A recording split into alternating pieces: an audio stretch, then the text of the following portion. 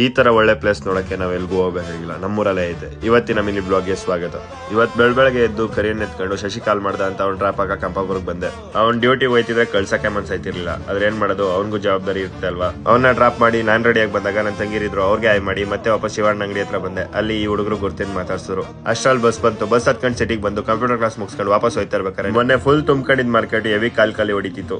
ಅದನ್ನ ನೋಡ್ಕೊಂಡು ಗಾಂಧಿ ಸ್ಕ್ವೇರ್ ಹತ್ರ ಪ್ರಸಾದ ಕೊಡ್ತಿದ್ರು. ಶ್ರಾವಣ ಅಲ್ವಾ, ಪ್ರಸಾದ ತಿನ್ಕೊಂಡು ಮತ್ತೆ ವಾಪಸ್ ಸಬರ್ಗ್ ಬಂದೆ. ಅಲ್ಲೊಂದ್ ಪಲ್ಪಿಯಾರನ್ ಜ್ಯೂಸ್ ತಗೊಂಡು ಬಸ್ ಹತ್ತವ ಅನ್ಕೊಂಡ್ರೆ ಹೆವಿ ರಶ್ ಇತ್ತು. ಬಸ್ ಗಳೇ ಇರ್ಲಿಲ್ಲ, ಎಲ್ಲ ನಾನ್ ಸ್ಟಾಪೇ ಬರ್ತಿತ್ತು. ಸ್ವಲ್ಪ ಹೊತ್ತು ವೆಯ್ಟ್ ಮಾಡಿ ಬಸ್ ಬಂತು. ಹತ್ಕೊಂಡು ಮೋಡಗಳನ್ನ ನೋಡ್ತಾ ಸಾಂಗ್ ಕೇಳ್ತಾ ಬರ್ತಾ ಇರ್ಬೇಕಾರೆ ಇವತ್ತು ಕಂಚಮಳಿ ದೇವಸ್ಥಾನದ ಮೆರವಣಿಗೆ ನಡೀತಿತ್ತು. ಅಲ್ಲೇ ಕೈ ಮುಕ್ಕೊಂಡು ಹಂಪಾಪುರಕ್ಕೆ ಬಂದು ಬೇಗ ಹೋಗ್ಬೇಕಾದ್ರಿಂದ ವರುಣ್ ಕೇಳಿ ಡ್ರಾಪ್ ಹಾಕ್ಸ್ಕೊಂಡೆ. ಮನೆಗೆ ನಮ್ಮ ಮಾವ ಮತ್ತೆ ಅತ್ತೆ ಬಂದಿದ್ರು.